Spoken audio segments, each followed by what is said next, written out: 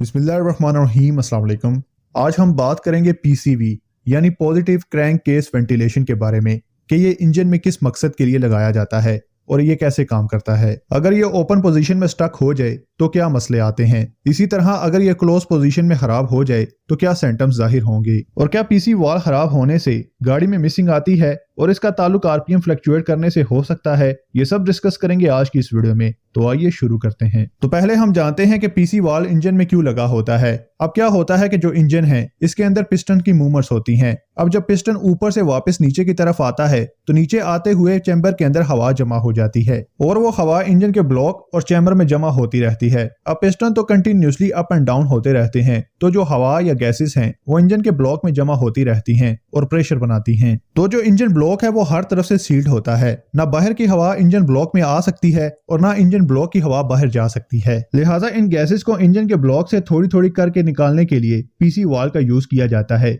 PC वाल की location आपको इंजन के हेड पर मिलेगी क्योंकि ग्रेविटी की वजह से इंजन ऑयल नीचे रहता है और गैसेस क्योंकि ऊपर जाती हैं, इसलिए इसकी लोकेशन आपको इंजन के हेड पर मिलेगी। ये वन वे वाल्व होता है, यानी सिर्फ एक साइड की गैस को पास होने देता है, मतलब कि इंजन की गैसेस को बाहर निकालने देता है लेकिन उन्हें वापस एंटर नहीं होने देता। अब ये जो गैसेस पीसी वाल के जरिए निकलती हैं, इनको एक पाइप की मदद से इंजन के इनटेक से जोड़ दिया जाता है जो कि फ्रेश एयर के साथ मिलकर फिर से इंजन के कंबक्शन चैम्बर में जाती हैं। अब बात करते हैं कि पीसी वाल खराब होने पर क्या क्या मसले आते हैं। पीसी वाल खराब होने की दो कंडीशंस हो सकती हैं, एक स्टक पोजीशन ओपन में और एक स्टक पोजीशन क्लोज में। पहले हम क्लोज पोजीशन की बात करते हैं। बेसिकली पीसी वाल के अंदर एक स्प्रिंग होता है जो एयर प्रेशर बनने पर ओपन और क्लोज होता है। अब जब ज्यादा माइलेज के बाद पीसी वाल की लाइफ ओवर हो जाती है तो ये स्प्रिंग खराब हो जाता है। तो अगर पीसी वाल ओपन पोजीशन में स्टक हो जाए तो इस सिचुएशन में जो गैसेस हैं वो कंटिन्यूसली इंजन इनटेक में जाती रहेंगी, यानी पीसी वाल का जो फंक्शन है वो खत्म हो जाएगा। इस कंडीशन में जब इंजन ज्यादा वैक्यूम करेगा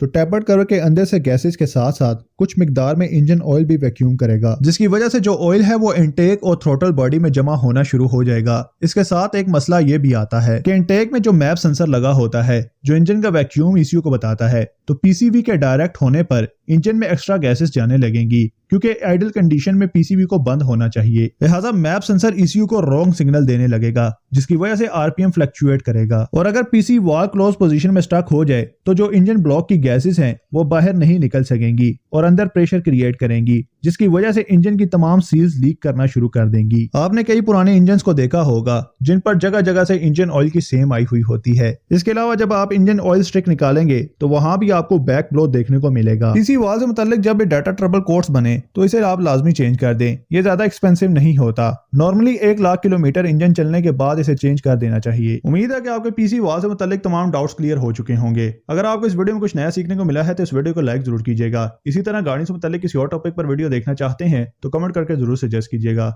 मिलते हैं एक नई वीडियो में, तब तक के लिए अल्लाह हाफिज।